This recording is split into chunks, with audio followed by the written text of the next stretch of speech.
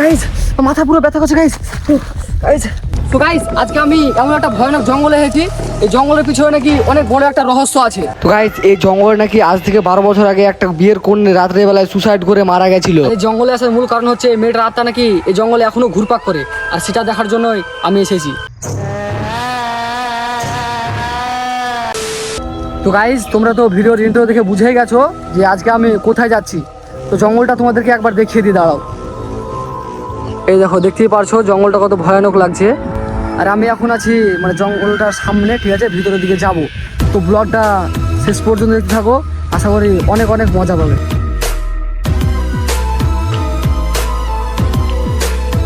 তো গাইস এবার আমি জঙ্গলটার ভিতরে ঢুকতে যাচ্ছি, আর আমি জানি না ভাই আজকে আমার সাথে কি হতে চলেছে। ব্লগটা শেষ পর্যন্ত দেখতে থাকো। গাইস আমাকে ভয় ভয় লাগছে, ভিডিওটা কেমন করছে, তো তোমরা আমার সাথে থাকো, দেখা যাক কি হয়। তো গাইস দেখি কি দেখা যায়, কিছু দেখা যায় কিনা। তো আমি সামনের দিকে এগোতে থাকি। গাইস মনে হয় এই জঙ্গলে ভয়ানক ভয়ানক পাখি আছে, মানে এমন ডাক করছে কি বলবো ভাই, খুব ভয়ঙ্কর। তো গাইস এই জঙ্গলে আমি অনেকক্ষণ থেকে আছি, তবুও এখনো পর্যন্ত কিছু আমি দেখতে পাইনি।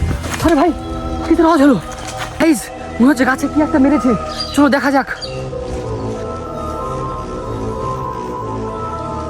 দেখতে পাচ্ছ গাছে এটা কি মারলো? এটাকে তো মনে হচ্ছে এটা টাটকা এখনই মারলো। অনেক জোরে আওয়াজ হচ্ছে ভাই, আমি পুরো ভয় খেয়ে গেছি। এতক্ষণ পর্যন্ত আমাকে ভয় লাগেনি এই জঙ্গলের ভিতর, ঠিক আছে, কিন্তু এটা মারার পর আমাকে ভাই অনেক ভয় লাগছে জঙ্গলের ভিতরে। কিছু না হয়ে যায় ভাই, তোমরা আমার সাথে থাকো, ভিডিওটা লাস্ট পর্যন্ত দেখতে থাকো।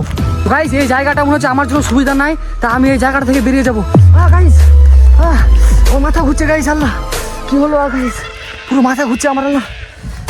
গাইস মাথা পুরো ব্যথা করছে গাইস, গাইস পুরো ব্যথা করছে গাইস, পুরো মাথা ঘুরছে গাইস, আল্লাহ কি হলো।